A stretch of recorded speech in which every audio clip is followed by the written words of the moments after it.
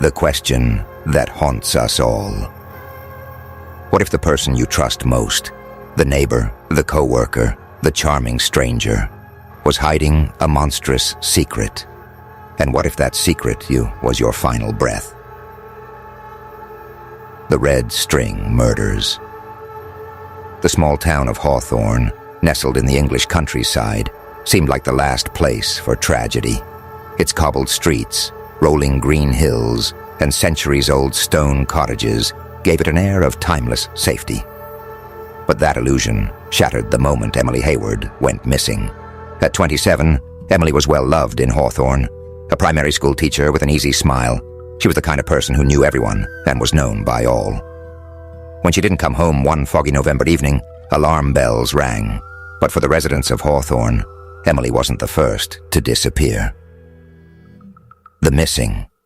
Over the past year, 3 others had vanished under equally strange circumstances. Olivia Daniels, 19, a university student last seen walking home late from a party. Her friends thought she'd gone home to her parents, but she never arrived. Liam Carter, 23, a bartender who'd clocked out for a smoke break and never returned. His phone and jacket were left behind. Sarah Holden, 34, a single mother whose car was found abandoned with the engine still running. Her young son sat crying in the back seat. The police were reluctant to connect the cases. Different ages, different locations, no apparent links. But for the residents of Hawthorne, there was an undeniable thread. "Someone's hunting us," they whispered. But who? The neighbor. No one suspected Michael Rowe had lived on the edge of town for 5 years.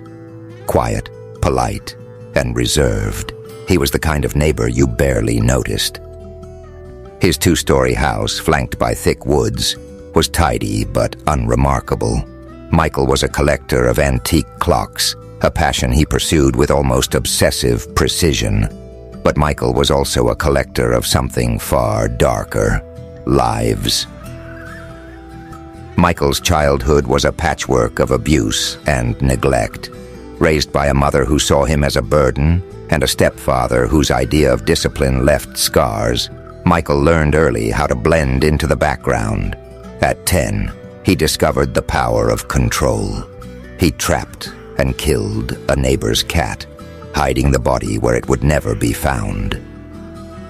The feeling stayed with him, a rush that made the chaos of his life seem manageable. As he grew older, Michael's outward demeanor remained calm and collected. Inside, however, the urge to dominate and destroy festered. The air was thick with fog as Emily walked home from an evening at the pub. She kept to the main road, her footsteps echoing in the stillness. A car pulled up alongside her. "Need a lift?" The voice was familiar. Michael Rowe. Emily hesitated. It wasn't unusual for neighbors to offer rides, but something about the way he looked at her made her uneasy. Still, she accepted.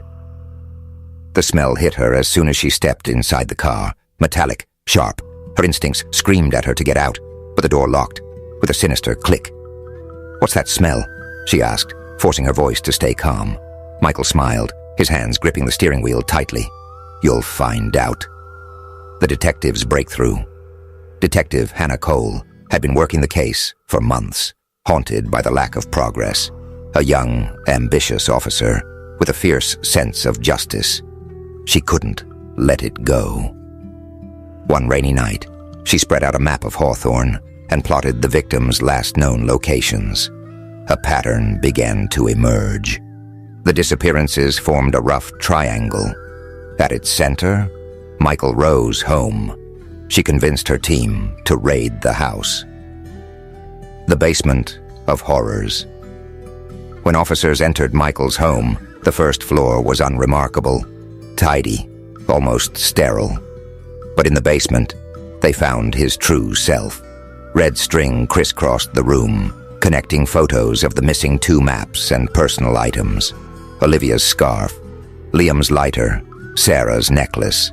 Emily's photograph was the most recent addition. The centerpiece was a massive corkboard filled with notes, times, and dates, all methodically recorded. This was no impulsive killer. Michael had planned every detail. Michael's capture. Michael didn't resist when the police arrested him. He simply smiled as they read him his rights. His final words before being taken away chilled everyone in the room. "You've only scratched the surface. There are more."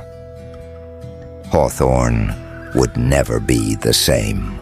Michael's confessions led to the discovery of bodies buried in the woods behind his home.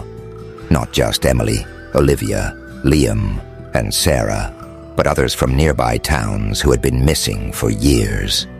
For the residents, the trauma was a scar that would never fully heal. Parents walked their children to school. Doors were locked before sundown. The neighborly trust that defined Hawthorne was gone forever. The detectives' struggle. Detective Cole became a local hero, but the case haunted her. In interviews, she admitted that Michael's calm demeanor during interrogations unnerved her more than his crimes. "He was ordinary," she said. "That's what's terrifying. He could have been anyone." Years later, the townspeople still gather on the anniversary of Emily's disappearance to honor the victims. A memorial stands where Michael's house once stood. The land cleared, as if erasing him could erase the pain. But the question lingers. How many more lives had Michael taken that they would never know about? Could you recognize a killer in your midst? What would you do if someone you trusted wasn't who they seemed? How safe do you really feel in your own neighborhood? Did this story send shivers down your spine? Stay tuned for more tales of true crime, hidden horrors, and the darkness that hides in plain sight. Subscribe now to never miss a story. Share your thoughts in the comments. Have you ever had a gut feeling about someone close to you? Did you trust it?